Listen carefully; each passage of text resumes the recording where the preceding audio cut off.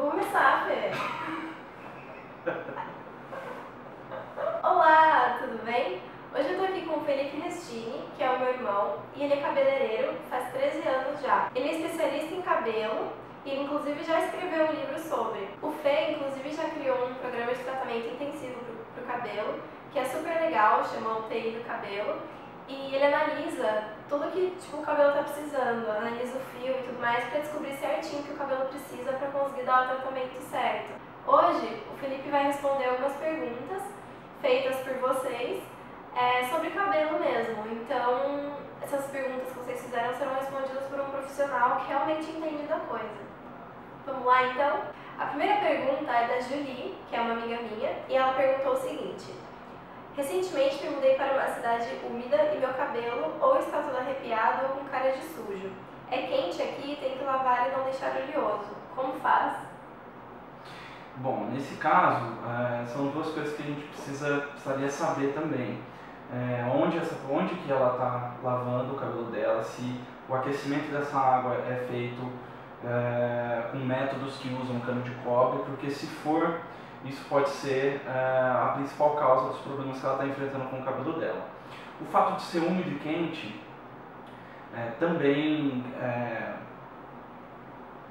também participa muito dos problemas de cabelo arrepiado, etc., porque é uma característica do cabelo reagir mal a grandes umidades, porque ele não consegue secar nunca na forma. Então, ele seca numa forma, umidifica o cabelo muda de forma, porque a água ela quebra uma das pontes de ligação dos fios. É por isso que quando a gente seca o cabelo liso, ele fica liso, e quando a gente faz a escova enrolada, ele fica enrolado. Por quê? Esse processo de secagem, quando você tira a água do cabelo, ele religa essa ponte, religando em formas diferentes. Quando você tem muita umidade, o cabelo ele vai secar de uma forma, aí vai umedecer por causa da umidade, ele vai ficar umedecendo e secando o tempo todo. Então ele nunca vai conseguir secar de uma forma definida. Porque você mexe o cabelo ele vai, cada hora ele vai estar de uma forma diferente, e vai acontecer isso aí. Então a umidade é um sério problema, sim. O problema do arrepiado, se estiver muito arrepiado, aí provavelmente pode ser algum problema do método usado no aquecimento da água que ela lava o cabelo. E sobre a oleosidade? Ela queria saber, tem que lavar, ela tem que lavar o cabelo e ela não pode ficar oleoso logo. O que faz para isso? Quando a gente trabalha com muito calor e muita umidade, é bem difícil você conseguir manter o cabelo com o couro cabeludo seco. É a mesma coisa da pele. A nossa pele fica extremamente oleosa nessas condições. O que se pode usar são produtos ou específicos para isso, que tiram o excesso de oleosidade, mas só o excesso. Então não é recomendável usar limpeza profunda. Quando você usa limpeza profunda, você estimula mais fabricação de sebo e oleosidade. Então é preciso usar um produto específico que imite essa camada de sebo e oleosidade para que o couro cabeludo produza menos. Eu fiz há pouco tempo atrás alguns testes experimentais usando azeite de oliva no couro cabeludo. Então assim, qual que é o princípio disso? Se o organismo está produzindo muito óleo e você joga mais óleo ainda em cima dele, ele automaticamente entende que já tem óleo suficiente e diminui a produção. Legal isso. Mas é uma coisa em fase experimental, então ainda não é indicado, mas tem funcionado muito bem. Legal. A próxima pergunta é da Cami Almeida e ela disse o seguinte: minha dúvida é quanto à frequência do uso de acidificantes. Por exemplo, se usar vinagre toda semana poderia trazer algum prejuízo para o cabelo. O uso de acidificantes é muito bom porque tudo que a gente usa no nosso cabelo, desde shampoo, coloração, reflexo, qualquer tipo de coisa que você coloca no seu cabelo, ele é mais alcalino do que o pH ideal do fio. Então, o acidificante ele é bom ser sempre usado. Quando que ele se torna um problema? Quando você usa em toda a lavagem e quando você usa calor em cima dele. Aí isso é um problema, isso passa a ser um problema, porque aí a gente está tratando com ácido mesmo, Então aí ele começa a fazer os efeitos que um ácido muito forte faria. Ele começa realmente a arrebentar o cabelo. Qualquer coisa que tire qualquer organismo vivo do seu pH ideal, ele é prejudicado. Então, o uso de acidificante ele pode ser feito dependendo das condições do cabelo, lavada sim, lavada não, ou uma vez por semana ou a cada 15 dias. Nunca sempre e nunca com calor. Mas nunca sempre assim, nunca toda vez, mas é bom sempre usar. Uma vez por semana tem sido um período interessante para usar o acidificante. E agora, sobre isso ainda, uma pergunta minha mesmo. O uso do vinagre, por exemplo, ele pode ter o efeito parecido com o uso de condicionador? Porque o vinagre, eu já ouvi falar que ele fecha as cutículas e que a função do condicionador é essa também, justamente por causa do pH. Então, tudo bem usar o vinagre como condicionador uma vez por semana, depois da lavagem? Tudo Isso bem. tem fundamento mesmo? Tem fundamento quando você fala em cutícula. Quando você fala em lubrificação do fio, não, porque o vinagre ele não tem nada que lubrifique o fio. Então ele vai ser difícil de pentear, ele vai ficar com um aspecto de duro, né, de rígido. Por quê? Porque ele regulou o pH, então o fio fica ali com a cutícula selada, etc., no lugar certinho.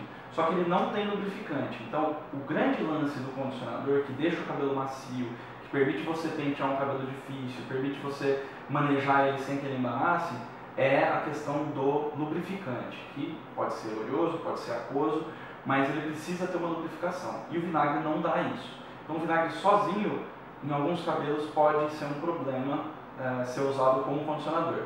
Mas isso não impede você usar ele e em seguida jogar um condicionador. Entendi. A próxima pergunta é da Lívia Moreira Lives, não sei exatamente como fala seu sobrenome. Ela disse o seguinte: tenho dúvida com relação ao clareamento de cabelos castanhos escuros. Se existe alguma tinta clareadora, como existe para as loiras, que abre os 5 tons de uma vez, ou como clarear mesmo sem apelar para as luzes, etc. Um beijo e obrigada. Um beijo.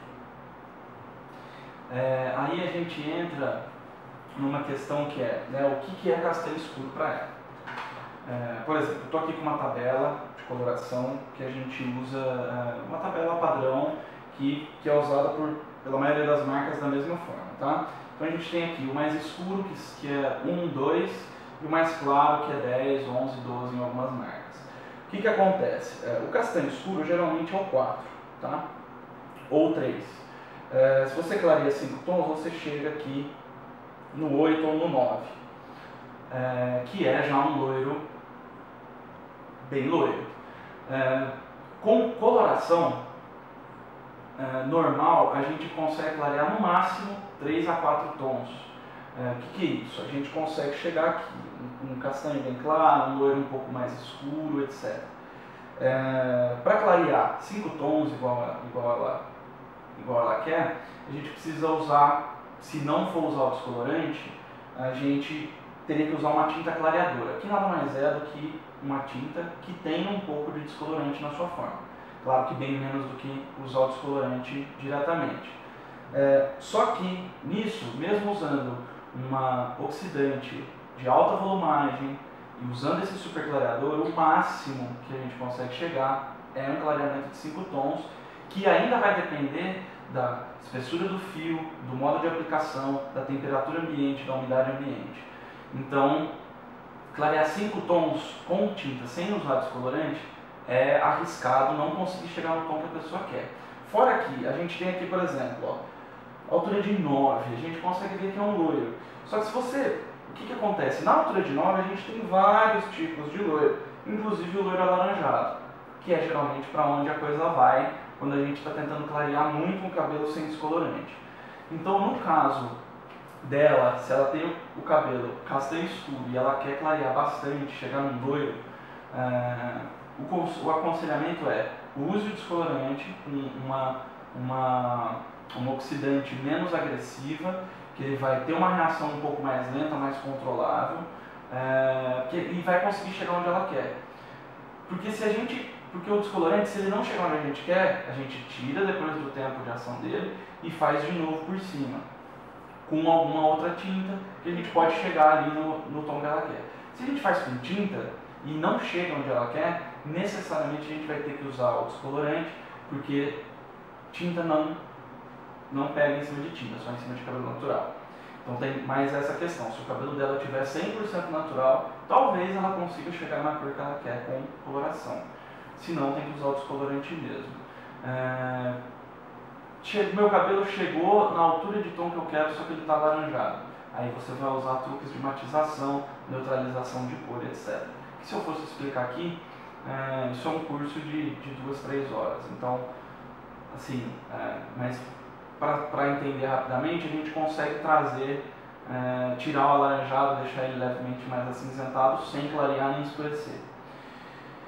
Para tudo isso, o ideal é que a pessoa procure um profissional que realmente saiba o que esteja fazendo, um profissional que realmente seja bom e que saiba lidar com cor. Porque o tanto de gente que a gente vê que tentou fazer em casa ou com um profissional não tão bom e ficou com o cabelo assim, destruído uma receita caseira eu não tenho para esse tipo de coisa. Se fosse uma leve correção de cor, etc., eu poderia até dizer, olha, usa isso, usa aquilo, mas clareamento é uma das químicas mais difíceis de você conseguir chegar no objetivo da pessoa e mais delicadas com relação, por ser uma química agressiva mesmo. Mesmo só com coloração, é uma química agressiva, que usa-se componentes muito alcalinos, né? Que a gente falou em pergunta anterior, que é ruim para o cabelo. Então é interessante que se tenha esse acompanhamento profissional até para jogar substâncias ali no meio do processo, para manter a saúde do cabelo e a integridade física do fio intactos. Tá, muito obrigada por responder as perguntas. E é isso, gente. Se vocês ficaram ainda com alguma dúvida, se alguma coisa que ele disse, sei lá, gerou algum tipo de dúvida, ou se vocês têm outras dúvidas sobre cabelo, vocês podem deixar aqui nos comentários ou lá no blog, que a gente volta aqui e ele responde tudo novamente. Então é isso, um grande beijo. Até o próximo vídeo. Tchau, tchau. Dá tchau. Até lá. Até lá. Até mais. Tchau.